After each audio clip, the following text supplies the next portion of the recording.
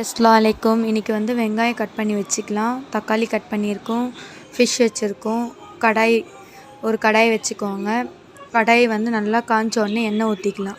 இது வந்து நம்ம ஃபிஷ் கிரேவி செய்ய போகிறோம். எண்ணெய் ஊற்றிக்கிட்ட உடனே நல்லா எண்ணெய் வந்து நல்லா கொஞ்சம் காஞ்சிட்ட உடனே கடுகு போட்டுக்கோங்க. அது கூட வெந்தயம், அப்புறம் ஜீரகம் கொஞ்சோண்டு போட்டுக்கோங்க. நல்லா எல்லாம் வெடித்த உடனே நம்ம வெட்டி வச்ச வெங்காயத்தை எடுத்து அதில் போட்டுக்கலாம். போட்டுட்டு வெங்காயம் நல்லா தாளிக்கணும். நல்லா வதக்கிட்ட உடனே அது கூட உப்பு, கல் உப்பு போட்டுக்கோங்க. கல் உப்பு, அது கூட வந்து பூண்டு, பச்சை மிளகா அதெல்லாம் வதக்கிட்ட உடனே தக்காளி போட்டுக்கோங்க. தக்காளி போட்டு அது கூட நல்லா வதக்கிட்ட உடனே மஞ்சள்தூள் போட்டுடலாம்.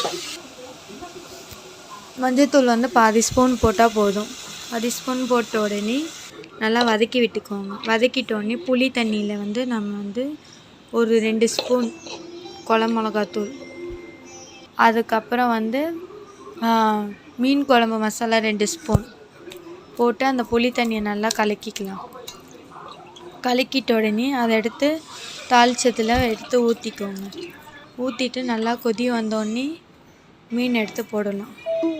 மீன் எடுத்து போட்டுட்டு நல்லா ஒரு 2-3 கொதி மீன் போட்ட உடனே விடுங்க. இப்போ நம்ம வந்து மீனை பார்த்து மெதுவாக போடுங்க, ஏன்னா மீன் உடஞ்சிடக்கூடாது. போட்டுட்டு தட்டை வச்சு மூடிக்கலாம். மூடிட்ட உடனே ஸ்லிம்மில் வச்சுருங்க. ஹை ஸ்பீடு வச்சு அப்புறம் ஸ்லிம் பண்ணுங்க. அப்புறம் ஸ்லிம்மில் வச்சுட்ட உடனே நல்லா ஒரு கொதி வரட்டும். ஒரு 2-3 கொதி வருது பாருங்கள். வந்துட்டோடனே இறக்கி நம்ம